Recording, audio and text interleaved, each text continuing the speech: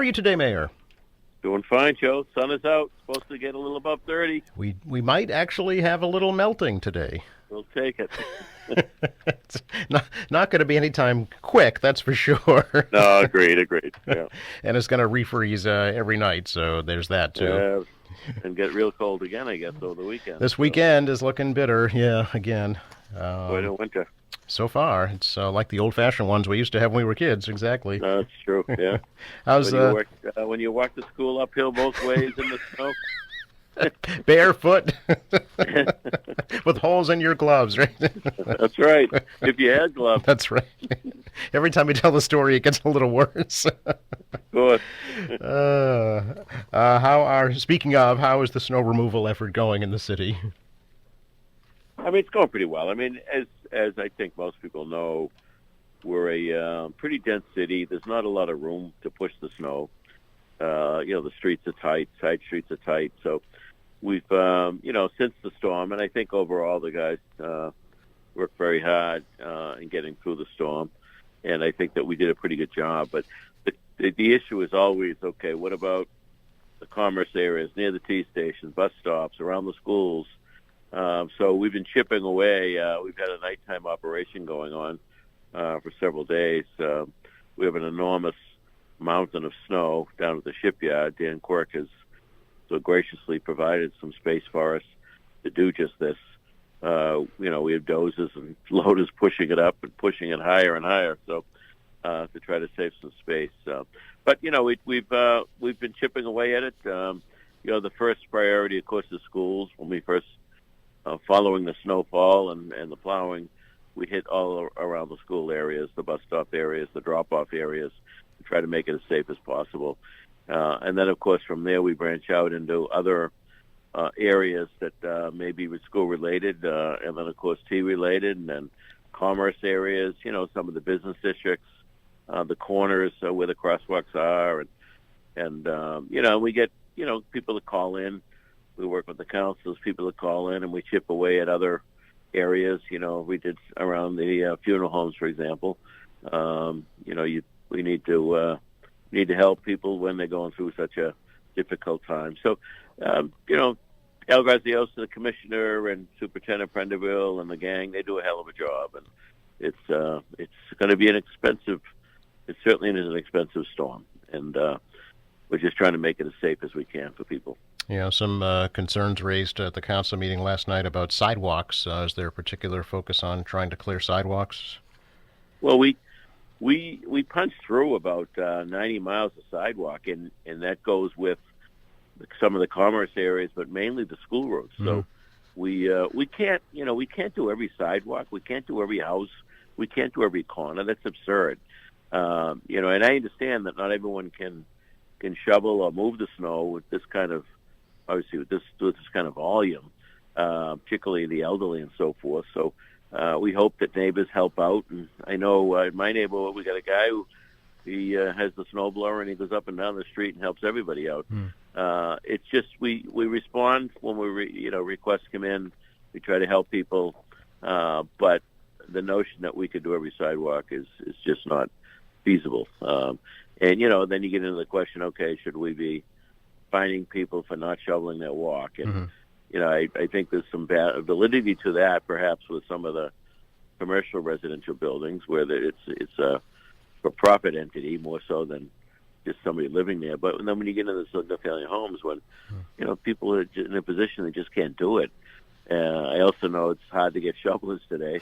The kids don't do that like we used to do it. We'd shovel for days to make some money, I remember.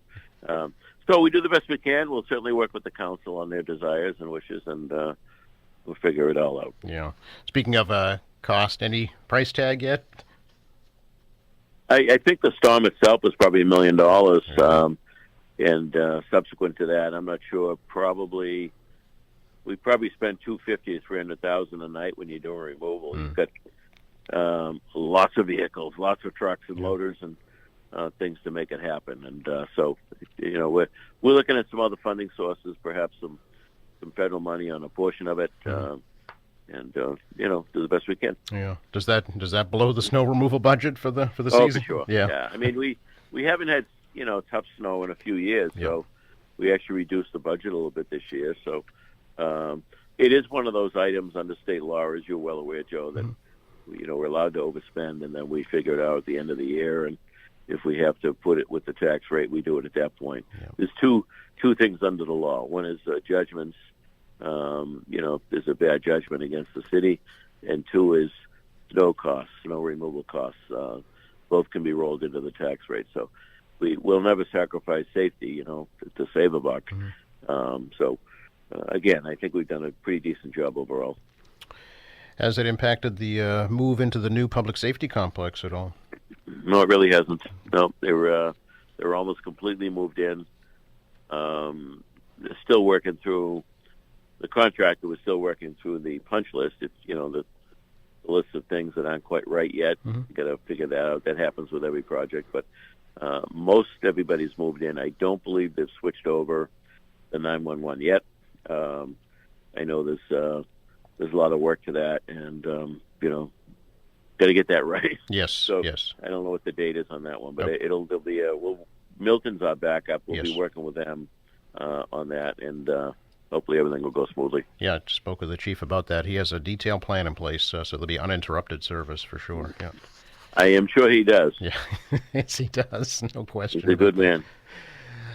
Speaking of development, I was curious about the DJ McKinnon development at the Ross parking area, Mayor, how that's coming along. Wondering where Trader Joe's is. I haven't checked in on what what this weather does. Yeah. Certainly this deep cold and what the snow does, but the project continues to move forward. There may be some delays in construction again because of the weather, but the project will continue to move forward. Is it still a specialty grocer coming there? Absolutely, still a specialty grocery. Maybe Trader Joe's. Who knows? Okay. All eyes are watching. Indeed. Somebody asked me the other day. Yep. I haven't really paid attention, but what are those garages for? It does. And then I explained the project, and okay, I get it. Yeah, all of a sudden things pop up, and you're saying, "Where'd that come from?" Exactly. Yeah, exactly. Yeah. I'm sure you're putting the finishing touches on your State of the City coming up Monday night, 7 p.m. at Quincy High School, right? I wouldn't be sure I'm doing the finishing touches. I'm trying to get underway, Joe. Trying to give you the benefit. I'm a last minute caveat. Yeah, we're at Quincy High on the 9th, and 7:00 p.m. We'll have it'll be a good evening. We get some guest speakers, including Emily Lebo. She just finished her terms on the school committee. We've got Edzo Kelly, the president of the International Firefighters.